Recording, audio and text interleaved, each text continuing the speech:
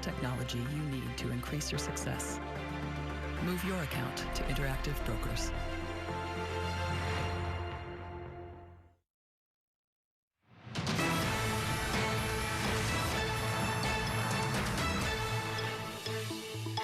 This is Bloomberg Markets. I'm Matt Miller with Amanda Lang, and let's talk a little bit about commodities. Gold slumping below $1,800 an ounce, well below, after the Federal Reserve sped up its expected pace of policy tightening amid optimism about the labor market and heightened concerns over inflation. We also saw the dollar index, the DXY dollar index, jump at one point its biggest gain in over a year.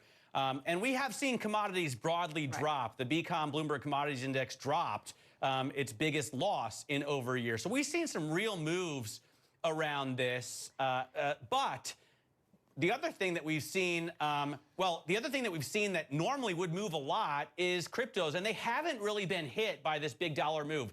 Let's bring in Antoni Trenchev, managing partner and co-founder of Nexo. It's a digital asset company best known for providing the first instant crypto credit lines, and probably one of the largest crypto lenders in the world.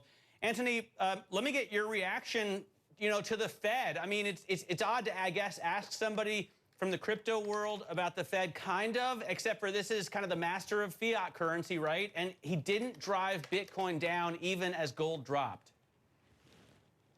Yeah, well, Bitcoin has taken a little bit of a beating prior to that, so news is not even affecting it anymore. But kidding aside, it's very important what the Fed is doing. Bitcoin is not denying it has profited handsomely off the loose monetary policy. Right now it's hovering within a range, and I don't think that this should have too much of a sway over where crypto is trading right now. Yeah, I mean, we should note some of the kind of lack of logic in what's happening with gold. Antoni, obviously, if we're going to get real yield anywhere else because monetary policy changes, you could see people shifting out of assets with no yield. But we haven't seen any response in anything yielding yet. So there may be a slight overreaction or pre-reaction, I guess. Has the case for Bitcoin changed in your view at all? What do you think is the kind of the key driver to own Bitcoin right here? Well, fundamentally, we still are in an inflationary environment. I know the Fed told us it's all transitory and what we all are feeling in real life isn't real at all. But I can tell you from my experience every day, I feel inflation creeping up. Just in London, something that 10 years ago costed £20, my lunch, my monthly special lunch that I had back then, now it costs £46. So I do feel the inflation. But with regards to Bitcoin, we have something that math is very fond of as a chartist. The DEF crossing that is giving some bearish sentiments, the 50-day moving average crossing with the 200 moving average.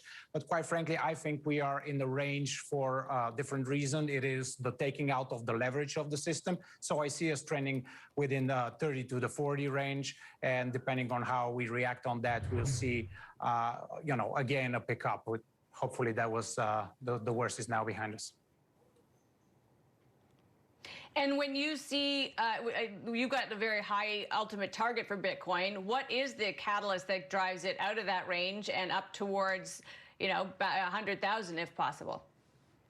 Well, a couple of factors. First off, now that, the leveraged accounts have blown up, there's basically no leverage in the system. So it could build up again. And this obviously pumps up the price. I think institutional adoption is coming.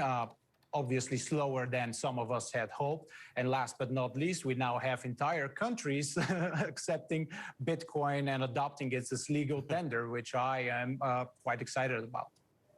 Do you see other countries following that, Antoni? I mean, after El Salvador did it, do you think we're going to see other people jumping on the bandwagon, other leaders?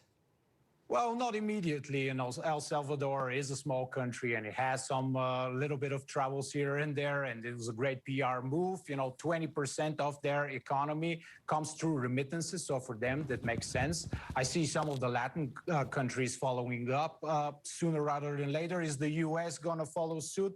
I doubt that. But Matt, as a person who lived off only on Bitcoin for 2 weeks, imagine how much more enjoyable it would have been if you could pay for your mojito on Bitcoin Beach without trouble at all.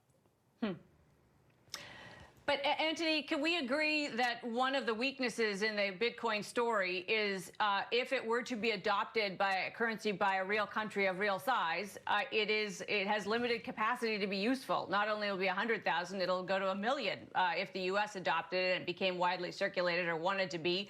Doesn't that argue for other cryptos in favor of Bitcoin to be the real adopted digital currency? Not at all.